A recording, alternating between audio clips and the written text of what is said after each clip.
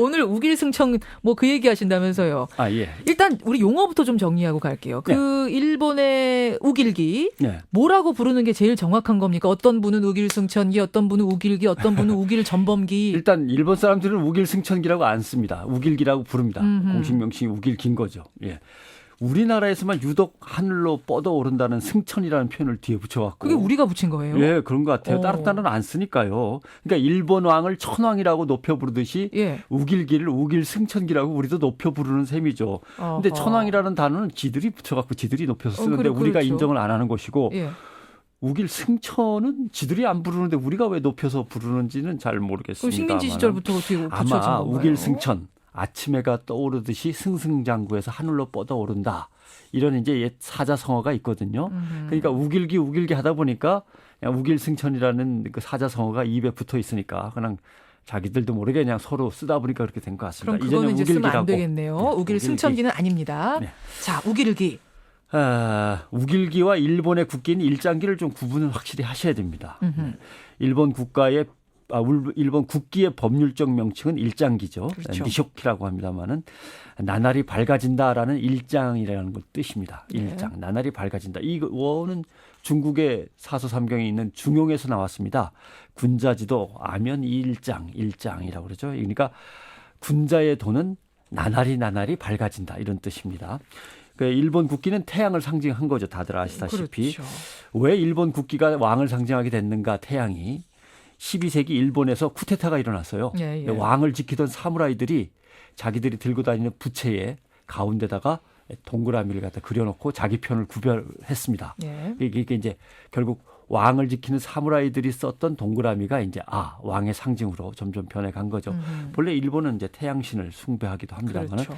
그 일장기 동그란 태양의 상징이 이제 배에도 쓰여서 다른 나라 배와 일본 배를 구별할 때 동그라미가 그려져 있으면 붉은 동그라미가 있으면 이제 일본 배 이렇게 해서 구별하기 시작해서 배에도 쓰였죠.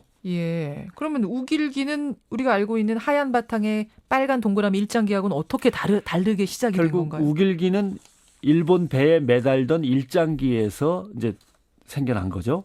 해군이 16개의 햇살을 거기다 붙여가지고 우길기를 만들어버립니다. 해군이? 그다음에 이제 1889년 해군 기장조령이라는 규칙에 의해서 일본 해군의 군함기로 이게 공식 채택이 됩니다. 그러자 육군이 보니까 우리도 하나 만들어야겠는데 하니까 육군도 1870년에 일본 육군기로 이걸 갖다가 채택을 합니다. 우길기를. 그러자 해군이 좀 더 디자인을 가다듬어서 다시 해군 군함기에서 해군 공식 깃발로 또 인정을 하고 그러다가 이제 러일 전쟁, 청일 전쟁을 거치면서 일본군의 상징이 되는 거죠. 그다음에 이제 햇살이 16개 그리려니까 너무 복잡하니까 8개로 줄입니다. 이걸 이제 장군기라고 부르죠. 일본의 공식 깃발이 되는 거죠. 그러다가 이제 패전한 뒤에는 못 쓰게 됐다가 1952년에 일본 해상 자위대가 우리 깃발 다시 살려내지 않냐. 전통을 살리자 해서 우길기를 다시 꺼내가지고 먼지 털어가지고 일본 자위대 해군기로 씁니다. 그러자 일본의 또 육상자위대도 육군도 있어야 되지 않냐 그랬고 16개에서 8개로 줄인 햇살 그 깃발을 가지고 장군기를 또 육상자위대 깃발로 쓰죠. 그렇게 해서 이렇게 하면서 이제 시작이 되는 겁니다. 근데 우길기가 무슨 국화꽃에서 만들어진 것이다. 이런 얘기는 어떻게 나와요? 일본 왕실의 문장이 본래 국화꽃입니다. 그러니까 일본 여권 보시면 거기에 국화꽃 맞아요. 있고요. 국화꽃 있어요. 일본 동전에도 국화꽃이 그러네요. 있고 세일러문 그 방망이에도 국화꽃이 있습니다. 세일러문 요술봉에도 국화꽃이 있어요? 그래서 우길기의 16개 햇살이 본래는 일본 왕실 문양 16개 국화 꽃잎을 가리키는 거다. 꽃을 연구하시는 분들이나 문화를 연구하시는 분들이 그런 주장을 많이 합니다. 그래요. 일본 왕을 숭배하다 보니까 실제로 일본 군함에 일본 왕실 문양이 국화꽃 문양을 그려놓은 배도 있었습니다. 그렇지만 아무리 봐도 우길이라는 태양이라는 이름이 들어가 있고 일본의 태양신 숭배나 일본 군함에서 일장기를 붙이던 해군 깃발에서 우길기가 시작됐음을 고려하면 꽃잎이라기보다는 붉은 줄은 햇살이라고 봐야겠죠. 햇살이다. 모양도 꽃잎처럼 그리지는 않았어요. 그러네요. 그렇죠? 그러면 국화꽃잎 16개가 아니면 그 줄무늬를 왜 햇살이라면 16개를 택했을까요? 서너 개로 하지 그리기 어렵게 왜 16개로 했느냐.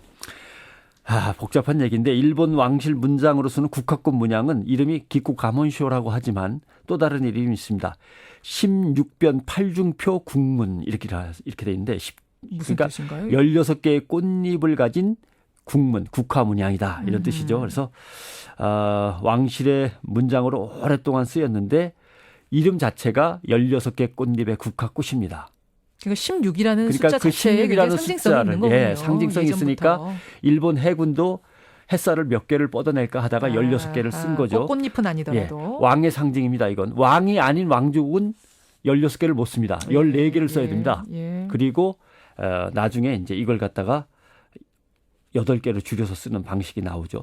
왕족이 아닌 사람은 국화 문양을 절대 사용하지 못합니다. 그렇군요. 그런데 지금 일본이 지금까지도 뭐 이렇게 암암리에 써왔습니다만 이제는 공식적으로 써도 된다 뭐 이렇게 추진을 하고 있는 거죠? 네, 그렇습니다. 그러니까 일본이 보여준 침략의 야욕이나 반성 참여 없는 뻔뻔스러움에 비춰보면은 참 태양을 상징하는 동그라미라든가 국화꽃이라든가 참 안 어울리죠. 그러게요. 어제는 제가 거대한 자본과 느긋함을 앞세운 중국의 침략, 지배 전략을 얘기했는데 일본은 어떠냐? 일본은 항상 침략적인 야욕을 아주 화려함과 소박함, 탐미적인 어떤 그 상징물 속에 감춥니다. 국화꽃 속에 칼을 감추듯이 그렇게 아주 미학적으로 감추죠. 일본 국기도 그렇고 국가도 그렇고 들어보면은 뭐 섬세하고 곱고 때로는 처연하고 센티멘탈하고 그러지 않습니까? 맞아요. 그렇지만 또 일본 사람들은 허리를 늘 90도로 굽신굽신하면서 저 인사를 하고 그러나 속마음을 항상 혼내 감추듯이 은밀하게 위험하게 항상 다가오는 거죠. 독일이나 이탈리아도 20세기 들어서 일본과 함께 군국주의의 길을 걸었습니다마는 군국주의의 성격이 전혀 달라요. 독일, 이탈리아는 국민 대중을 선동해서 국민적 기반을 확보한 다음에 군국주의로 끌고 갔고 일본은 철저하게 몇몇 소수의 권력자들이 과도적인 지배체제를 구축하고 왕을 상징물로 내세워서 국가체계를 강압적으로 재구성한 거죠.